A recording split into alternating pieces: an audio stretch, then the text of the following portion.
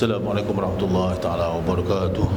Alhamdulillah, wassalatu wassalamu ala Rasulillah wa ala alihi wa sahbihi wa mawala.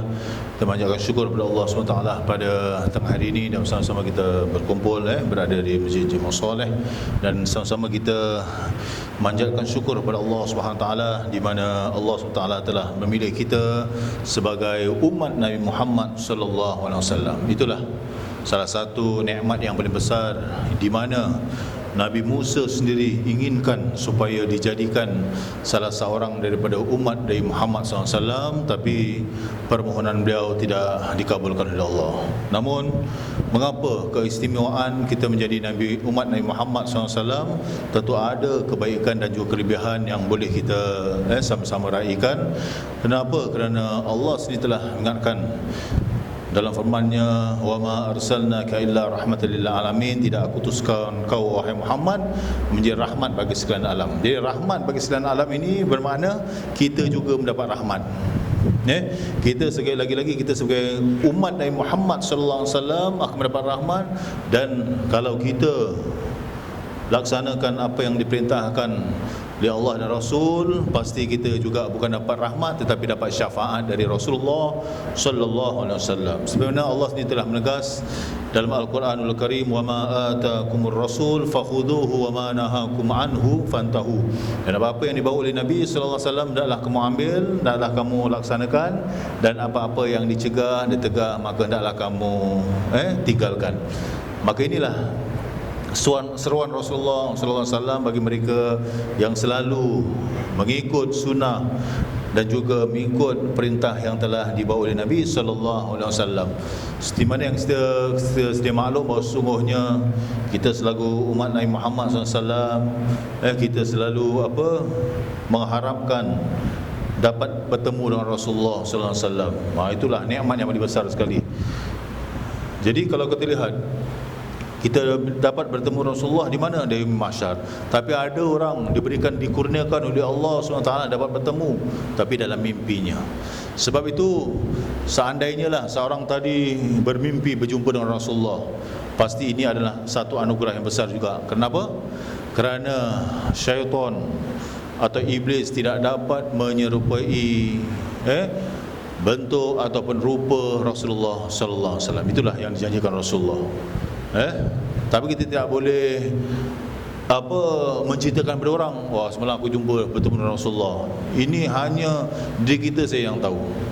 Kalau kita dah beritahu orang, dah khabarkan kepada orang, bermakna kita ni seolah macam hendak dipuji ataupun menunjukkan diri kita ni riak.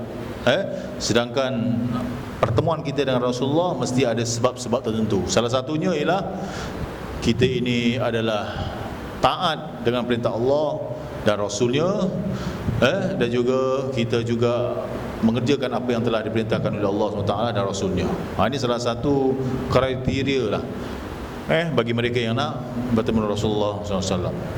Tapi apa yang penting, di samping kita mengharapkan untuk mendapat syafaat dari Rasulullah SAW, kita kena kerjakan apa yang dibawa oleh Rasulullah SAW. Contohnya pengajaran dan juga apa yang dibuat oleh Rasulullah SAW. Sempena dengan ketibaan 12 Rabiul Awal, kita mengingatkan tentang kelahiran Nabi. Ini menunjukkan kita cinta kepada Rasulullah. Wa main, dan Allah sendiri telah mengatakan dalam firman-Nya, qul in kuntum tuhibbunallah fattabi'uni yuhibbukumullah wa yaghfir lakum dzunubakum. Di mana Allah sendiri telah mengatakan, kul, katakanlah wahai Muhammad, jika kamu betul in kuntum tuhibbunallah, kamu cinta kepada Allah Subhanahu wa taala, Allah mengatakan fattabi'uni, hendaklah kamu mengikut Nabi Muhammad sallallahu alaihi wasallam. Mengikut dengan cara apa?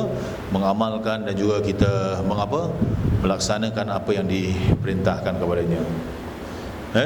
Baru Allah cakap fattabi'uni yuhibbukumullah, itu bermakna kamu cinta kepada Allah Subhanahu wa taala.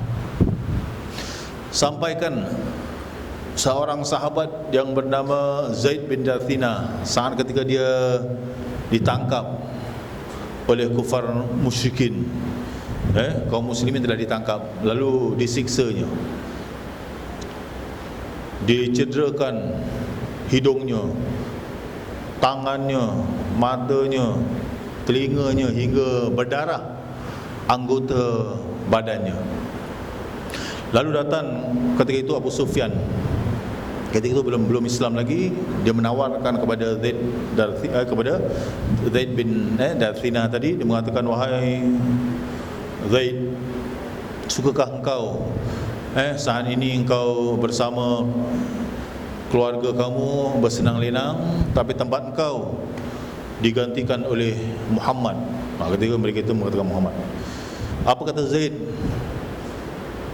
Jangan katakan terkena duri ke atas Nabi Muhammad SAW, walau dicubit sekalipun aku tidak rela Nabi Muhammad diperlakukan demikian.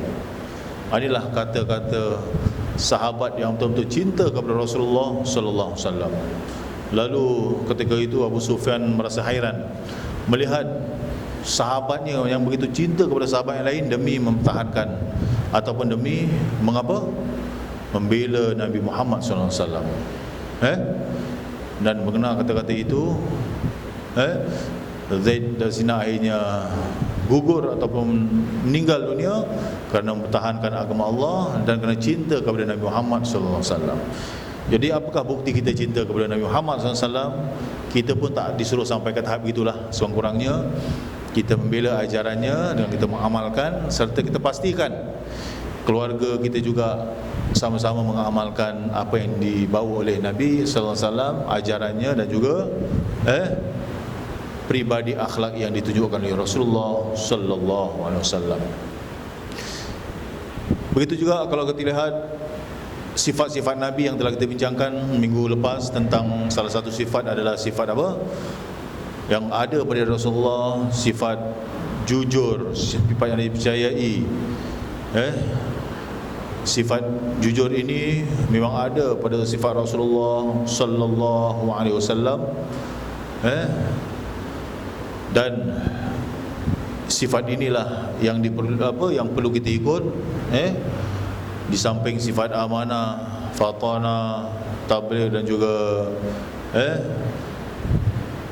kita yang kita tahu as-siddiq tadi, bagaimana Rasulullah sallallahu alaihi wasallam sebagai nabi yang kita sayangi adalah nabi yang telah banyak mencurahkan pengorbanannya khususnya kepada umat Nabi Muhammad SAW.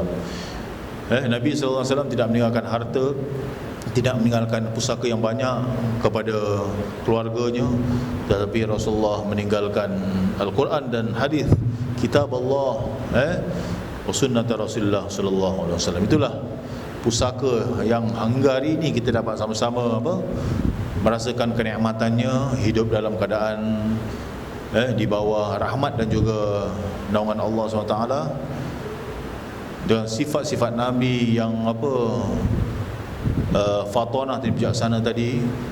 Tidak mungkin Rasulullah ini tidak mempunyai kecerdikan, kepandaian, dan ini adalah kurniaan Allah Subhanahu wa taala. Rasulullah adalah manusia seperti kita, tetapi manusia yang diberikan Allah anugerah luar biasa. Di mana kalau kita lihat, inilah kalau Allah nak kurniakan kepada siapa pun, tiada siapa dapat menghalangnya. Perancangan demi perancangan jahat yang dilakukan ataupun usahakan oleh kaum kufar musyrikin, kalau kita lihat untuk membunuh Rasulullah SAW tidak berjaya. Kenapa? Kerana kita tahu Allah telah membela dan juga memelihara Nabi SAW. Sampai satu saat ketika mereka dapat menjejaki tapak Rasulullah SAW di sebuah gua, sahabatnya yakni Sayyidina Abu Bakar As-Siddiq sanggup membela Rasulullah dalam keadaan kesukaran dan juga kepayahan. Hingga saat ketika itu pun Sayyidina Abu Bakar tadi khabarkan dia digigit oleh kalajengking. Hingga kan nak menahan kesakitan tadi ketika itu Rasulullah sedang tidur di di peha Sayyidina Abu Bakar. Sayyidina Abu Bakar tetap menanggung kesakitan tadi, hingga kan saat ketika Sayyidina Abu Bakar tadi tidak tahan menanggung kesakitan tadi, meleleh air mata tadi terus terkena pipi Rasulullah, baru Rasulullah tersadar. Rasulullah bertanya, bagaimana keadaanmu wahai Sayyidina Abu Bakar? Kenapa kamu menangis? Barulah Sayyidina Abu Bakar mengatakan dia telah digigit oleh apa? Kalajengking tadi. Ini kalajengking apa? Padang pasir punya. Tapi ketika itu Rasulullah sallallahu alaihi wasallam dengan kuasa Allah mengeluarkan sedikit air ludahnya, dengan mohon pada Allah, lalu disapu ke tempat yang telah disengatnya tadi. Alhamdulillah, baik, sembuh. Ini kalau kita baca tentang apa riwayat hidup Rasulullah sallallahu alaihi wasallam, sahabat-sahabat yang apa banyak membela Rasulullah, tapi demi kerana membela agama Allah juga. Pernah satu ketika Sayyidina Abu Bakar pernah dipukul oleh ramai orang yang pingsan, kerana semata-mata untuk membela agama Allah. Inilah yang kita sebut sebagai cinta kita kepada Rasulullah. Bukan setakat kita mengucapkan kita ini sebagai umat Nabi Muhammad saja, tapi yang penting kita mengagungkan dengan kita menghayati apa yang dibawa oleh Nabi Muhammad sallallahu alaihi wasallam. Itulah sedikit tentang bagaimana perjuangan Rasulullah perlu kita hidupkan, kecintaan kita, dan kecintaan kita ini akan menjadi saksi nanti di depan Allah bila kita menghadap Allah Subhanahu wa taala, dan mudah-mudahan Allah Subhanahu wa taala jadikan kita dalam kalangan hamba-hambanya yang mendapat ridha radhiyallahu anhum wa radu'an dzalika liman khasyya rabbah. Jadi kalau kita nak dapat redha Allah SWT, kita kena mendapatkan redha itu melalui Nabi Muhammad SAW, ini dengan meneruskan usaha yang dibuat oleh Nabi SAW. Seperti mana yang kita sedia maklum, Rasulullah tidak meninggalkan harta pusaka, Rasulullah tidak meninggalkan apa kekayaan, kedudukan, tetapi Rasulullah meninggalkan apa? Al-Quranul Karim sebagai pegangan hidup kita, dan juga hadis Rasul sallallahu alaihi wasallam, yakni perjalanan hidup Rasulullah sallallahu alaihi wasallam. Mudah-mudahan kita mendapat pertolongannya, amin ya rabbal alamin. Rabbana taqabbal minna du'ana innaka antas samiul alim wa tub alaina ya maulana innaka antat tawwabur rahim wa khtimis salihati a'malana ya karim wa akhiru da'wahum da'wana alhamdulillahi rabbil alamin. Taqabbalallahu minna wa minkum.